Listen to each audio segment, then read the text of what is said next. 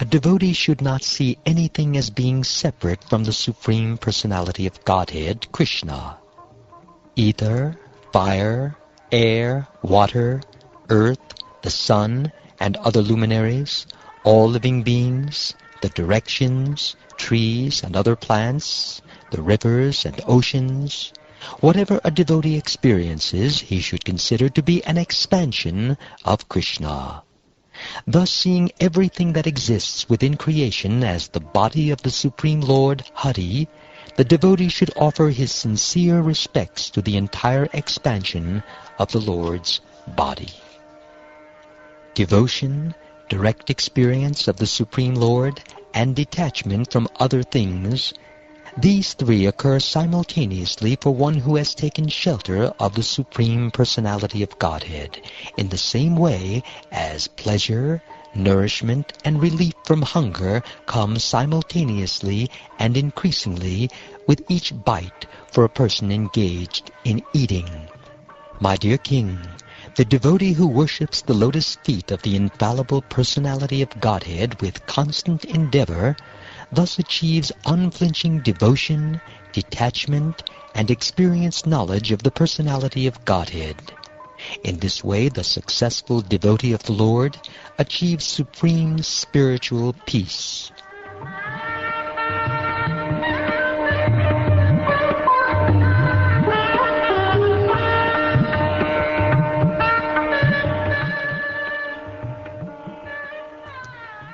Maharaj Nimi said, "Now please tell me in greater detail about the devotees of the Supreme Lord.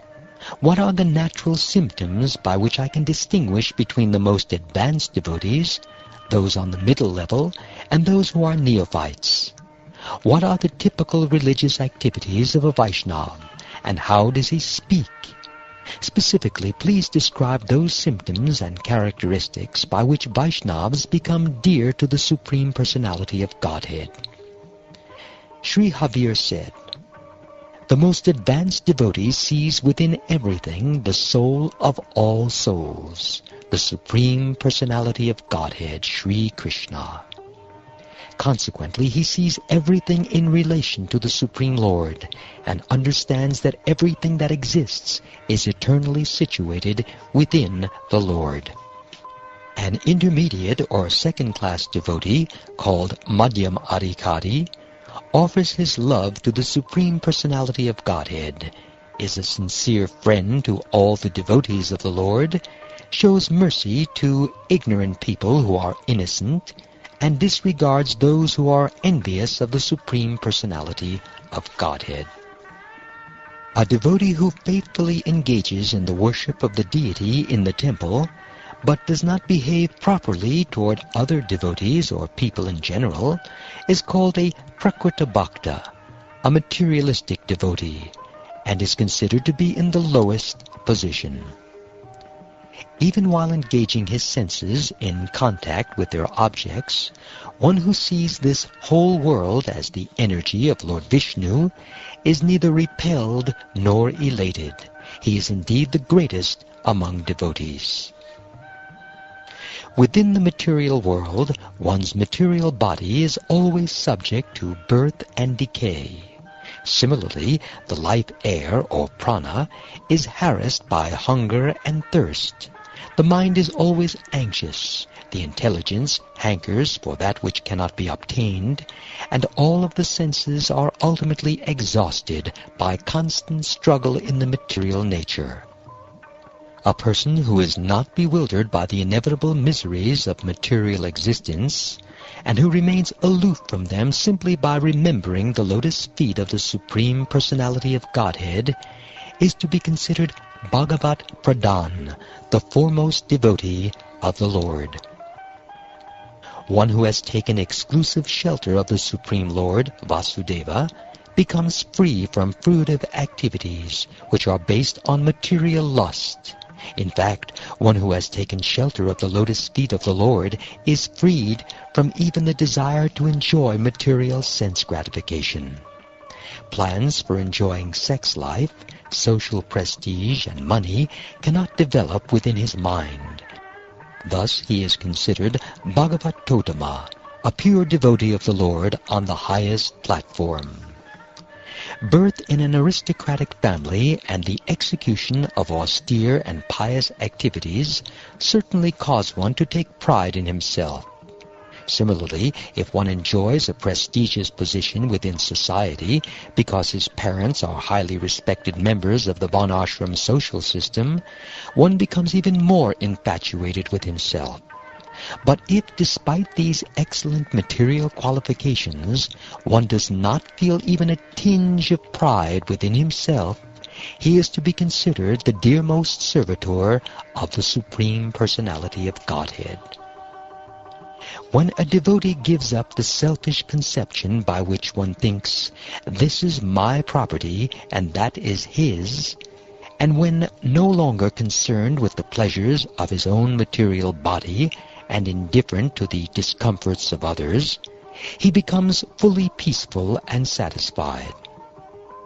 He considers himself simply one among all the living beings who are equally part and parcel of the Supreme Personality of Godhead. Such a satisfied Vaishnava is considered to be at the highest standard of devotional service. The lotus feet of the Supreme Personality of Godhead are sought even by the greatest of demigods, such as Brahma and Shiva, who have all accepted the Supreme Personality of Godhead as their life and soul. A pure devotee of the Lord can never forget those lotus feet in any circumstance. He will not give up his shelter at the lotus feet of the Lord for a single moment. Indeed, not for half a moment, even in exchange for the benediction of ruling and enjoying the opulence of the entire universe. Such a devotee of the Lord is to be considered the best of the Vaishnavas. How can the fire of material suffering continue to burn the hearts of those who worship the Supreme Lord? The Lord's lotus feet have performed innumerable heroic deeds, and the beautiful nails on his toes resemble valuable jewels.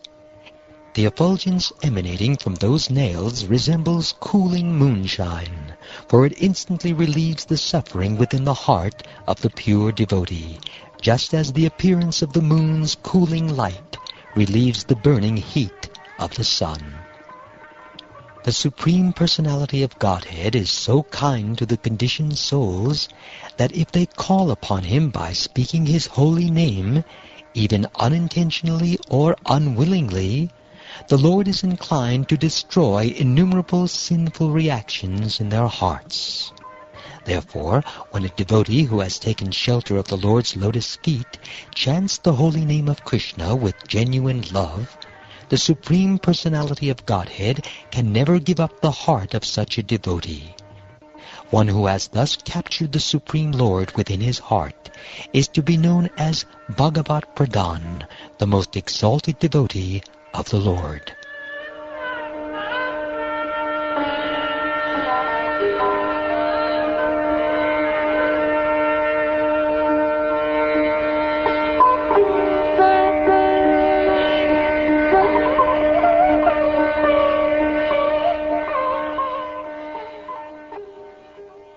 Thus ends the second chapter of the 11th canto of the Shrimad Bhagavatam, entitled Maharaj Nimi Meets the 9 Yogendras.